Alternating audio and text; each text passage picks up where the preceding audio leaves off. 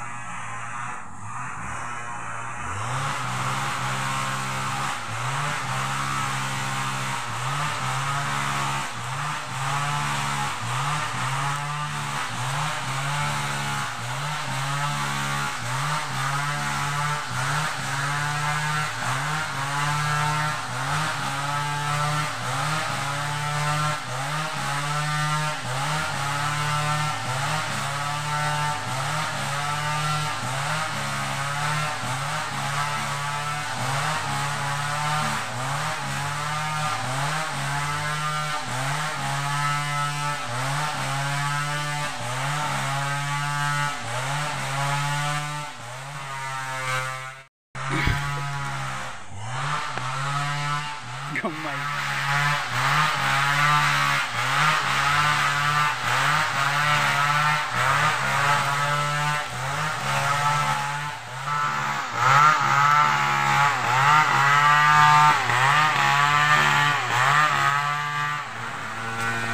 Oh, duha day sila.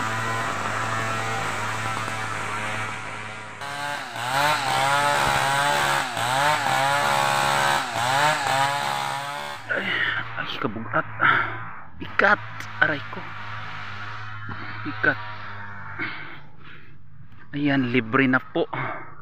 Pangpayag, panggawa ng kubo. Nakalibre na tayo.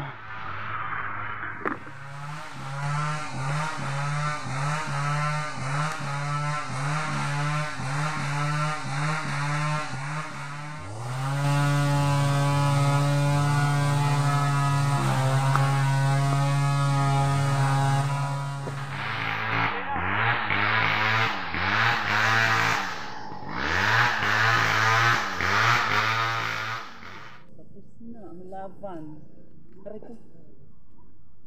Ang bigat. Ah! Tapos na sila. Mag-alas 5 na. Tapos na sila magputol. Ako maghakot pa tayo. Ito na yung mga nahakot ko. So ayan na yung mga nahakot ko. Madami-dami na din. Ayan oh. May libreng kahoy na. Ayan oh. Pangkural. Ito yung sa kaibigan ko oh. Madami na din. Ayan. Ito yung kay Jerome. Tapos ito yung sa akin. Ayan. May libre na tayong pang poste. So ayan, nakabudget pa tayo. Salamat tayo sa may-ari dahil just binigyan tayo ng mga kahoy. Ayan oh, ito yung mga ano good nila oh, good. Ayan, good yan siya. Ito pa oh, good. Ito mga good to. So bali yung ibinigay sa amin, itong mga slab lang. Pero pwede pa siyang magamit. Ayan. Pwede pang magamit. Ito good. Ito oh. Yung mga ganito lang yung binigay sa amin. Ayan. So okay lang yan. Pang ano, pang kural at pang poste, pang haligi sa bahay. Ayan, uwi na sila.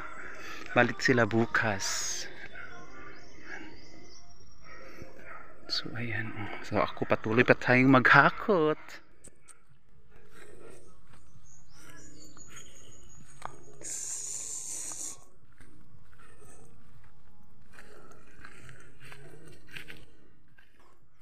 May isa na tayong panghaligi, pangposte ng kubo.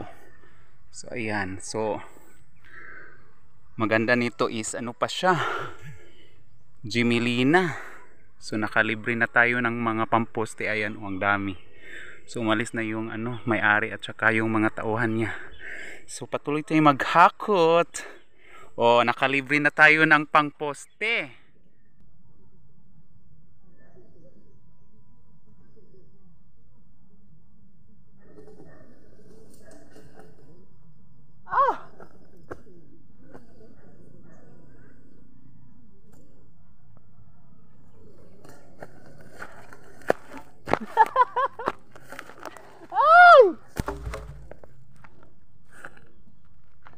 Diyos ko, Lord. Poste na ako, oh. Kompleto na, ayan.